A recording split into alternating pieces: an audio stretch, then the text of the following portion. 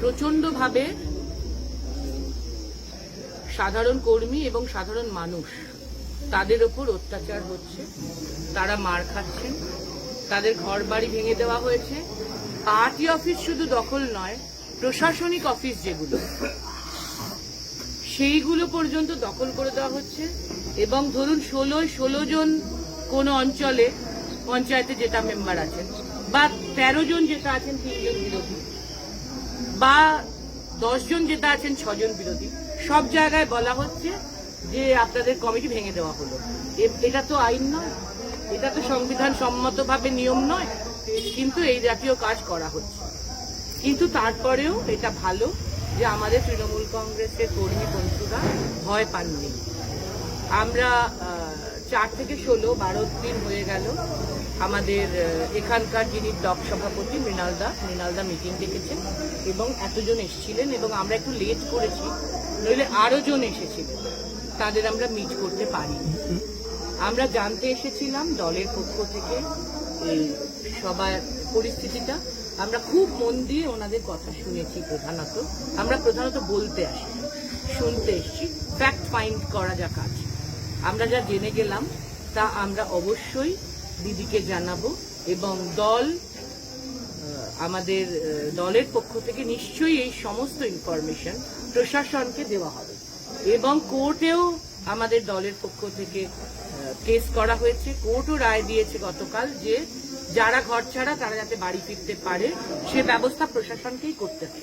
অতএব এই ফিডব্যাকগুলো আমরা কোর্টের কাছে এবং স্থানীয় প্রশাসনের কাছে দলের পক্ষ থেকে যাবে, যে তারা যাতে সবাই সসম্মানে বাড়ি ফিরতে পারে এবং কোর্টের অর্ডার অনুযায়ী তারা তাদের প্রশাসনিক অফিসগুলোতে যেন কাজ করে।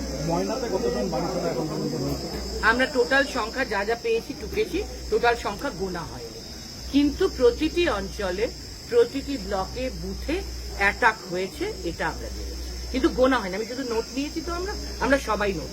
আজকের বৈঠকে প্রার্থী চন্দন মণ্ডলকে দেখতে পাওয়া গেল না, কি বলবেন?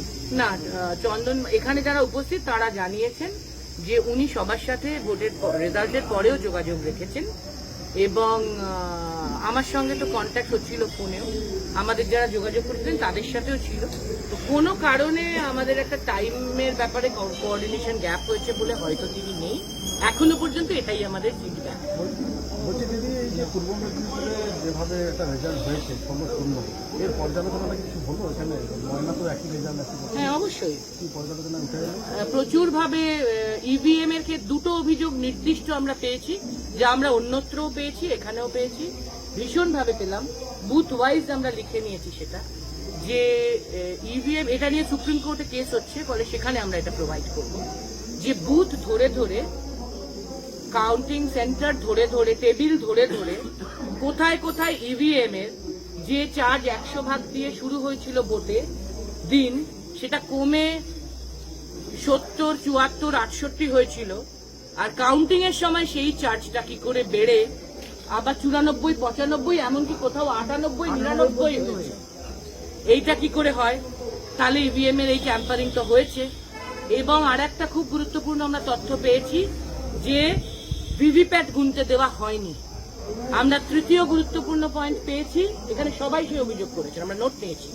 এবং তৃতীয় আমরা গুরুত্বপূর্ণ অভিযোগ পেয়েছি, শুধু 17C মেলালেই হবে বলা হয়েছে, কিন্তু এই যে কেন চার্জ বেশি, কেন এ ব্যাপারে কমপ্লেনও গ্রহণ করা হয়নি। এবং ওখানে উপস্থিত এআরও, সেন্ট্রাল অবজারভার এবং সেন্ট্রাল ফোর্স সবাই বলেছে যে ভাই গুনলে গোনো, নয়তো তোমাকে বার করে দেব, তোমার কথা শোনা হবে না। এই থ্রেট তো গণতন্ত্রে দেখাবার কথা ছিল না। আর 4 নম্বর ইম্পর্টেন্ট, বেশিরভাগ কাউন্টিং এজেন্টকে 2টোর পর বার করে দেওয়া হয়েছে, মেরে তাদের কথা বলতে দেওয়া হয়নি, শোনা হয়নি।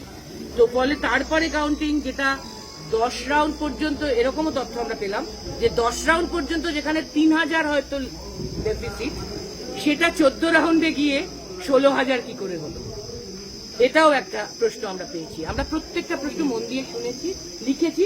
আমি হয়তো বলতে গিয়ে কিছু মিসও করতে পারি, তবে কিছু আমি মনে করে ঠিকই বলেছি বলে আমার ধারণা। ফলে এই সব ফিডব্যাক আমরা দলকে দেব, এবং আমাদের দলই পাঠিয়েছে এখানে, এবং নিশ্চয়ই আমরা সুপ্রিম কোর্টে এই বিষয়ে এই ভোট চুরির বিষয়ে আমরা কেস করেছি, সেখানে নজরদারিতে আনবো। আর ল অ্যান্ড অর্ডারের প্রশ্নে হাইকোর্টে কেস হয়েছে, দিদি নিজে সেখানে প্লি করেছেন, আমরা সেখানে এটা বাকি যে ফিডব্যাক পেলাম সেটা নজরদারি